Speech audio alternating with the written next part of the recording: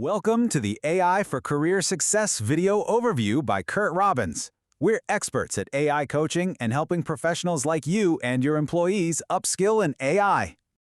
Today's analysis is grounded in an article from TechCrunch, published on March 29, 2024.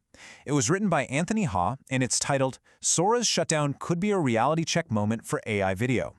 We find it provides a really solid framework for making sense of what is, well, a pretty surprising move by OpenAI. All right, so let's start with the main event, the news that's really got the industry buzzing. We're talking, of course, about OpenAI's strategic decision to shut down its video generation model. So the core of the news is this. OpenAI is shutting down its Sora app and all the related video models. But what's really making people stop and think is the timing. This isn't some old, outdated product being put out to pasture. No, this is happening just 6 months after a huge, very high-profile launch. Naturally, a move like this raises a huge question from a business perspective. To really get to the why behind it all, we have to look inside OpenAI and examine their internal rationale, and really, their broader corporate strategy. So here's the question we all have to ask. Why would a top-tier AI lab just abandon such a high-profile, technologically sophisticated product so soon after its launch? Well, the answer seems to point to a really significant pivot in their business strategy. You see, this decision wasn't made in a vacuum. It's actually part of a much bigger strategic shift that's happening at OpenAI. They're clearly doubling down on enterprise tools, on productivity solutions, basically on business products. And this makes sense, right? These are the areas with a much clearer, more direct path to making money, which is especially critical as the company is said to be gearing up for a potential IPO. What's interesting, though, is that not everyone is calling this a failure. From a purely business standpoint, some analysts are seeing it in a completely different light. For instance, Kirsten Korosek at TechCrunch actually framed this decision as a sign of maturity. The idea here is that a mature, pragmatic company knows when to cut its losses and redirect its resources toward projects that have more viable, long-term potential. But of course, there's another side to this. There's a much more critical view that focuses squarely on the product itself. In the TechCrunch article we're looking at, Anthony Ha, well, he didn't mince words. He called the app, and I'm quoting here, a social network without people, where it's just nothing but slop. Now that points to a pretty fundamental problem, a failure to achieve what we call product-market fit. In other words, it just didn't meet a real, strong demand from the market.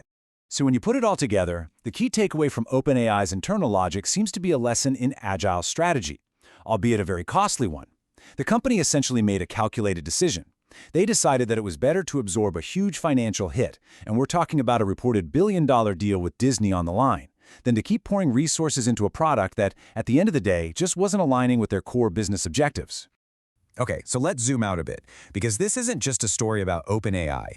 This event is actually sending some pretty significant shockwaves across the entire generative AI video industry. And it's important to note that these challenges, they aren't unique to OpenAI. We're seeing similar things with other major players. For example, another big competitor, ByteDance, has reportedly delayed the worldwide launch of its own model, Seedance 2.0. Now, their reasons are a bit different. It seems to be more about engineering and legal IP questions, but the result is the same. It's a significant slowdown across the market. So what we're really seeing here is a much-needed reality check for the entire field. All that initial hype, the idea that simple text prompts were going to immediately replace Hollywood, well, that idea is now crashing into the hard realities of the situation. Serious technical limitations, incredibly complex engineering problems, and a whole host of unresolved legal and IP questions. So where does this leave us? What does this all mean for the future of AI video? Well, to get a better sense of the outlook, it's helpful to look at the leadership that's actually driving these big strategic shifts. It's also worth noting that the timing of this pivot toward a more, let's say, pragmatic business-first strategy happens to coincide with a pretty significant leadership change at OpenAI.